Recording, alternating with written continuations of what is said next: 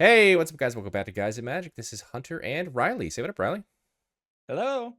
We are back doing another $100 upgrade to the Precon called World Shaper. But this one's different. This one is for the backup, which is Szarel instead of the spacecraft. That was a very different deck. But I'm excited to see this one because I kind of like Szarel. What do you think, Riley?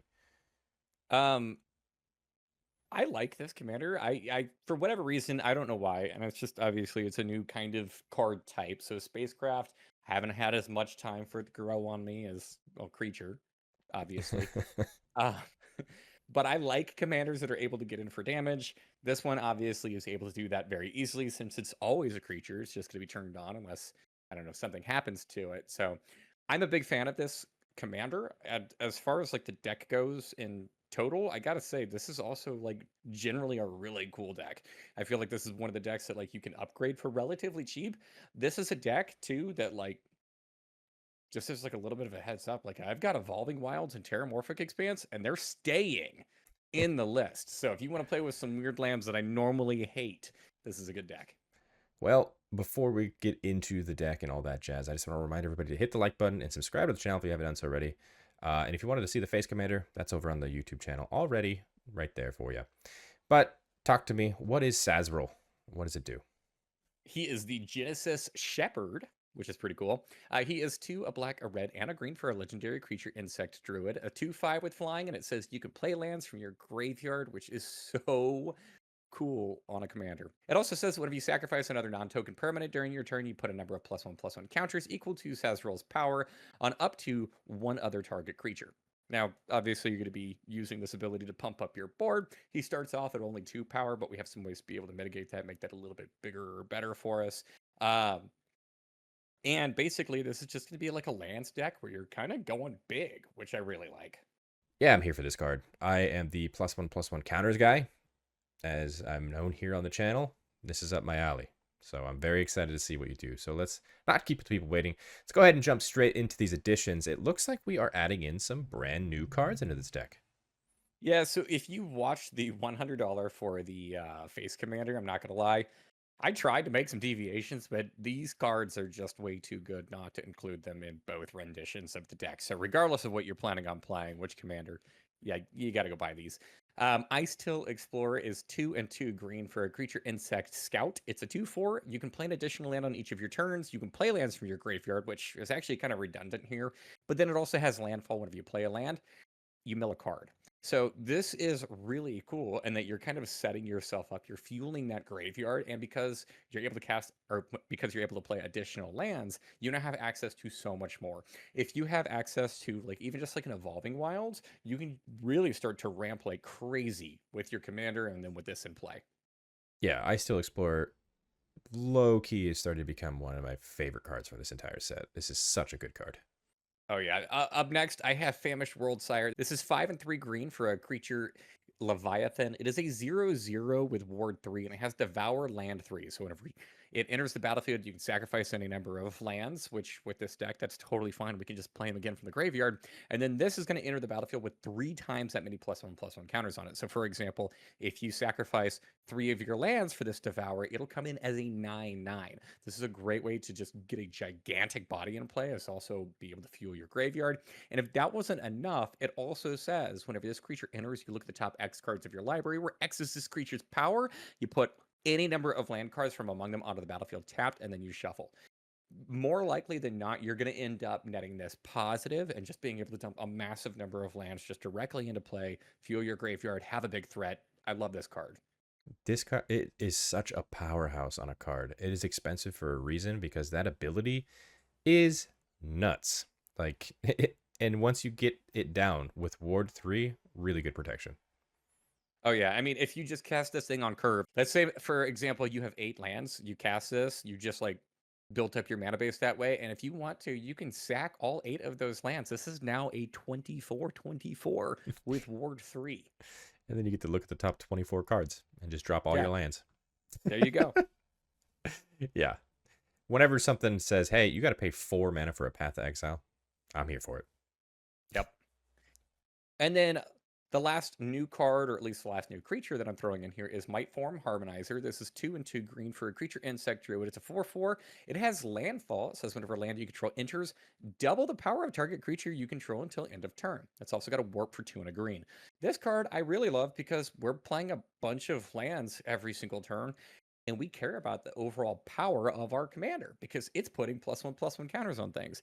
So if we put one land into play and then meet its sacrifice trigger, with this, we're now putting 4 +1/+1 counters on a creature just for sacrificing a land. Yeah, this once again, this reminds me of Tifa from the newest, not even newest anymore. We're here in Edge of Eternities from the last set, Final Fantasy. Uh, I'm just imagining a world where this is on the field, and then you play Famished Worldsire, and then someone's super dead. Yeah. Yeah. Something is getting a beyond ridiculous number of counters. Yeah, crazy. Okay, I like all three of those brand new cards. I'm a big fan of all of them. What about some other cards that are not from this set? Yeah, so I wanted to make sure that we could really just abuse the graveyard play. Specifically playing around with lands in our graveyard. There are a surprisingly large number of fetch lands or fetch light lands that are included in this precon. So I want to take advantage of that. As soon as we can get one of those, we can start to chain it together because whenever we play it, we'll crack it, it'll go to the grave, and then we can just play it again. So the next group of creatures are going to help us be able to fuel that strategy. First off, we have Azusa Lost but Seeking. She is 2 and a green for a legendary creature, human monk. She's a 1/2 and says you can play 2 additional lands on each of your turns. So a total of 3 lands per turn. And if you got lands in the graveyard, those are all good to go. Yeah, Azusa is absolute powerhouse. That is a ramp all-star. Similarly, I have Dryad of the Elysian Grove. This is 2 and a green for an enchantment creature. It's a Nymph Dryad. It's 2/4, and you can play an additional land on each of your turns. I love that text. And it also says that lands you control are every basic land type in addition to their other types, so it helps to mana fix you too. Because we're playing in a 3-color deck, there are some times where maybe your mana base can get a little bit clunky, so I really do like this. And it also allows some of your colorless lands to now start producing colors. Yeah, easy include. And then the last creature in this category is Loot Exuberant Explorer. He is 2 and a green for a legendary creature, Beast Noble, 1/4. You can play an additional land on each of your turns. Notice the theme. And in the case, for whatever reason, you just have nothing to do and you have a bunch of mana because it's very easy to do that in a lands deck. You can pay 4 and 2 green, tap him, look at the top 6 cards of your library. You can reveal a creature card with mana value less than or equal to the number of lands you control from among them and put it onto the battlefield, put the rest on the bottom in a random order. Most likely, you look at the top 6, you find the coolest, biggest, baddest creature, and you just drop it because you're going to have a ton of lands. Yeah, that sounds like a lot of fun. All three of these cards, hey, on the field at the same time, you get 5 land drops per turn. Yes. But that looks like all of the creatures. I do see some really good enchantments as well. Talk to me about these ones.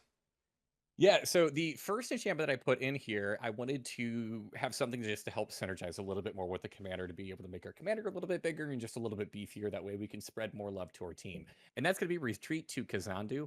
It is 2 and a green for an enchantment. It's got landfall. Whenever land enters the battlefield under your control, choose one. You can put a +1/+1 counter on target creature, or you can gain 2 life. This will help you out in a pinch if your life total is really low, but I'm really putting this in here so I can put +1/+1 counters on my commander to boost its power and then boost my team as a result. Yeah, seems pretty easy to do. A card that you could go ahead and leave some hate down in the comments below. And depending upon the play group that you play in, you may not want to include this one. I'm going to give you a little bit of a warning. It is land destruction, but this is Impending Disaster. I love this card. This is 1 and a red for an enchantment. It says during your upkeep, if there are 7 or more lands in play, sacrifice Impending Disaster and destroy all lands.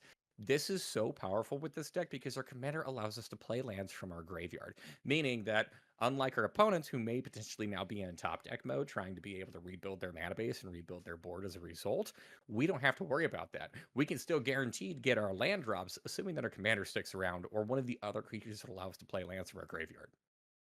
Mean card is mean. Oh no, this is gonna hurt. I do have one more enchantment here, and that is Exploration. It's a single green mana, and it says you can play an additional land on each of your turns. We've seen this effect already a couple of times. Yeah, 1 drop, easy.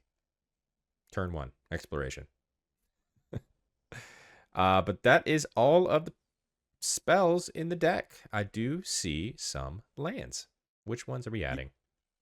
Yeah, so I'm going to be adding 3 lands here. So the first land that I'm going to throw in here is Lotus Field. It is a land that has hexproof, enters the battlefield tapped, and it says whenever it enters the battlefield, you sacrifice 2 lands. You could tap it to add 3 mana of any one color. So it produces a lot of mana on its own, and it also allows you to have access to some cards now in your graveyard because we're blowing up 2 overlands. This helps to trigger our commander. It gives us additional fodder so that we can play those cards out of our graveyard. And this is a really difficult to deal with piece of ramp. Yeah, this is so good for this deck. And then I have 2 more cards. I'm going to kind of talk about them together because they're so similar. I'm going to put in Wasteland. You can tap it for a colorless, or you can tap it, sacrifice Wasteland to destroy target non-basic land. The other card here is Strip Mine. It's a land that you can also tap for a colorless, or you can tap it, sacrifice Strip Mine, and destroy target land. The reason why I'm including these, and I know that not everybody loves land destruction out there or anything, but there's multiple ways for you to play several lands a turn. And since these have an effect that's really powerful whenever you sacrifice them, you're not only triggering your commander, but then you can replay these multiple times and just blow up your opponent's mana bases. You can take them off colors very easily. And there's no kind of added benefit. A lot of land destruction that gets printed nowadays allows them to like go find a basic land as kind of like a repercussion for it. They don't get that effect with these. So we are just straight up, we're attacking their lands. Yeah, I mentioned earlier as a joke of, hey, if you have all 3 of these cards, you can play 5 lands a turn. Well, playing 5 strip mines in a row really is going to mess up somebody's game plan. Yeah, it's not nice. It is not nice, but that looks like all of your additions. Is that right? That is all of my additions, yes. Okay. Well, let's not keep the people waiting once again. Let's get into the cuts of the deck. We are starting with some creatures. Yeah, so the first creature here, I feel like this one was the most obvious cut. It's Groundskeeper. It's a single green mana for a creature human druid. It's a 1/1, and you could pay 2 mana to return target basic land card from your graveyard to your hand. We just don't need this kind of recursion in this deck because our commander already allows us to be able to bring our lands back, and it allows us to bring our lands back to the battlefield. We can play them. Whereas this, I gotta pay mana to put it back in my hand. It's just, I'm not here for this. It doesn't do what the deck wants to do. Yeah, you put in more effects that just bring stuff back from the graveyard to the battlefield. Yep. Soul of Windgrace is up next. This is 1 a black, a red, and a green for a legendary creature, Cat Avatar. It's a 5/4. It says whenever it enters or attacks, you may put a land card from your graveyard onto the battlefield tapped under your control. And then it's got a couple of abilities. The first ability allows you to pay a green and discard a land to gain 3 life. The second ability, you can pay 1 and a red, discard a land, and draw a card. And then the last ability on this, you can pay 2 and a black, discard a land. And Soul of Windgrace gains indestructible until end of turn, and you tap it. I just don't really see a whole lot here with this card. It's cool that it allows me to reanimate some of those lands, but our commander is already allowing us to do that. And I don't care about discarding lands. I would rather play lands that have the ability to sacrifice or have some additional utility where I can blow them up for an effect. Yeah, I like Solo Windgrace, but this is one of those ones that I feel like is good in a different kind of deck or just build around Solo Windgrace. Yeah. I feel like he definitely wants to kind of like compete, but it is a Jund lands deck, but it kind of goes in a little bit of a different direction. Yeah. And then up next, we have God Eternal Bontu. This is 3 and 2 black for a legendary creature zombie god. It's a 5/6 with menace. It says whenever it enters, you can sacrifice any number of other permanents and then draw that many cards. It also says whenever it dies or is put into exile from the battlefield, you may put it into its owner's library, 3rd from the top. I played around with this card. I just felt oftentimes it was a little bit clunky. A lot of the time, what I wanted to be doing was like being able to like exile or sacrifice out a bunch of my lands and then draw cards. But at the same time, that just throws all my lands in the graveyard. And yeah, card draw is definitely really important. I just didn't really have a big way to abuse that. I felt like oftentimes it would set me back, at least momentarily in a game. So I felt like that was a little bit odd. And also because like we're not really like a go wide deck. I just felt like oftentimes Bontu just didn't have a whole lot of targets. Yeah, I get that. Easy cut. I do see 2 more creatures. Up next, we've got Scouring Swarm. This is one of the new cards. I already talked about this one in the other 100. It is 1 a black and a green. It's a creature insect. It's a 1/1 with flying. Whenever you sacrifice a land, you create a tapped token that is a copy of this creature. If 7 or more land cards are in your graveyard, otherwise create a tapped 1/1 black insect creature token with flying. I don't really know what to make of this card because on one hand, I'm like, oh, dude, this is really cool. It's like a Scoot Swarm in the air. And then on the other hand, if my deck is performing and doing what it wants to, I'm never going to have 7 or more land cards in my graveyard. I'm playing them. So I'm not actually ever getting the full effect of this. I'm just making little 1/1s. Yeah, you could make a lot of 1/1s by continuously sacrificing strip mine over and over and over. That's one way to win. But I can see the ability of never making a copy of Scouring Swarm because, like you said, you're just never going to have the threshold of 7 in your graveyard if you're doing the right thing. Yep. Up next, we have Tireless Tracker. This is 2 and a green for a creature human scout. It's a 3/2 with landfall. Whenever a land you control enters, you investigate, and whenever you sacrifice a clue, you can put a +1/+1 counter on this creature. This is a cool card. I feel like, honestly, this is in here because it has the ability to grow and card draw, although it is really cool. Clues are just not a very efficient way of doing so. I wanted to cut this card just because I felt like oftentimes it wasn't really aiding the deck, it was just adding another layer. I've never been a fan of clues, really. I always think it's maybe the worst thing to do to draw a card. Moving on to the non-permanent spells, looks like 2 sorceries in an instant are being removed. Yeah, I have a difficult time finding love for some of these.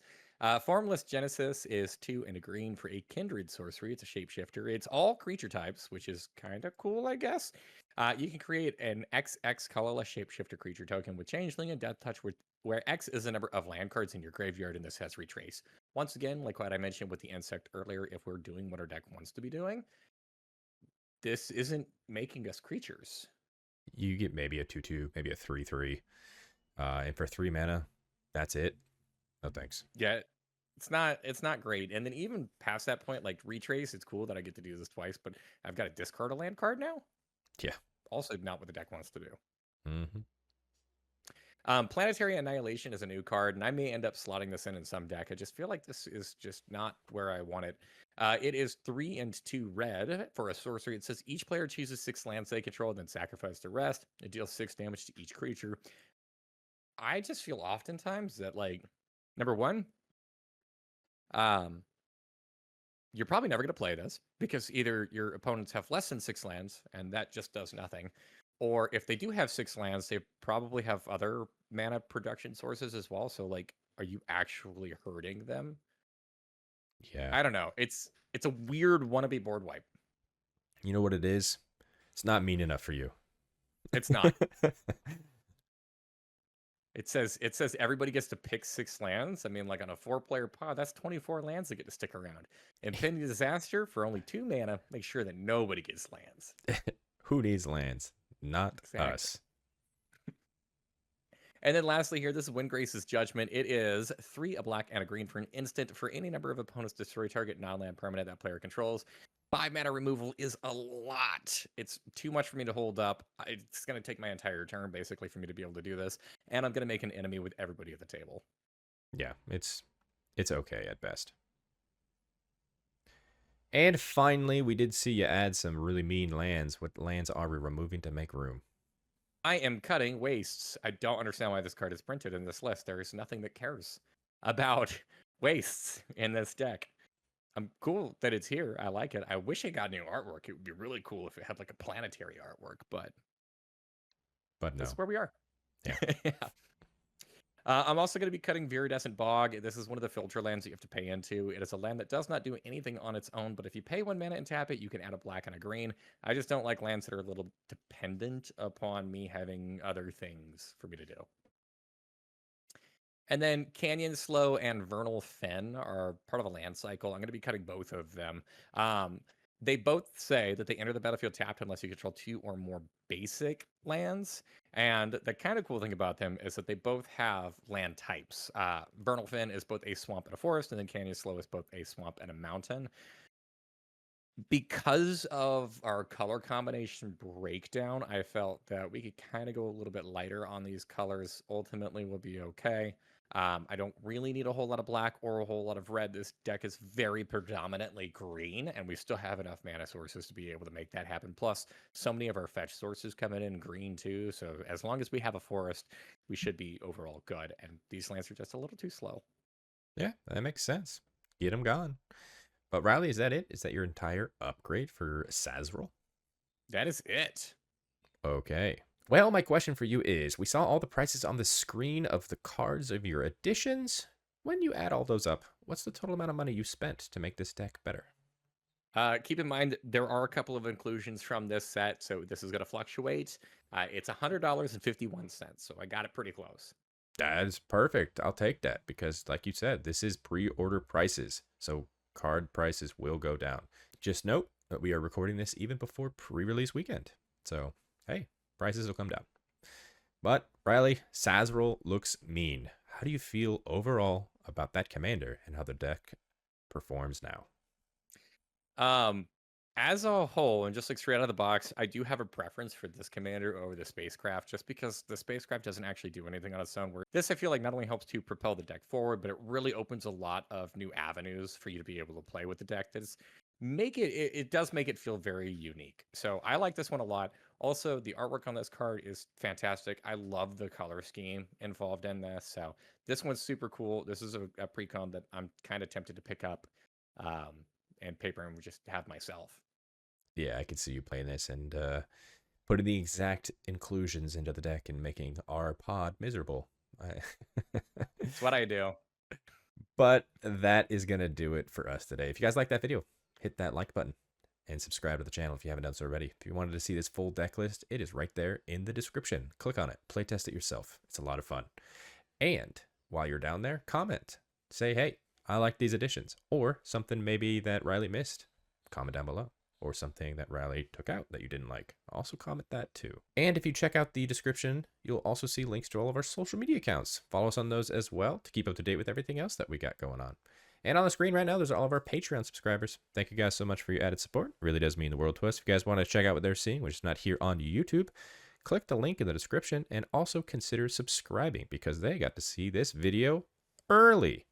So yeah, check it out. But a very special shout out to our Gains Indestructible tier, starting with Aaron Hill, Aaron Martin, Brian Gagniello, Daryl Tripp, Demarion Turner, Dr. Jerome, Yasminder Pabla, Jimmy Ward, Jay Pizzle, Kevo, Larry Killian, Samuel Abbott, Thrifty PSGR, and William Colombo. You guys are awesome. Appreciate every single one of you. And until the next video, I hope you guys have a great rest of your day. Peace. Laters.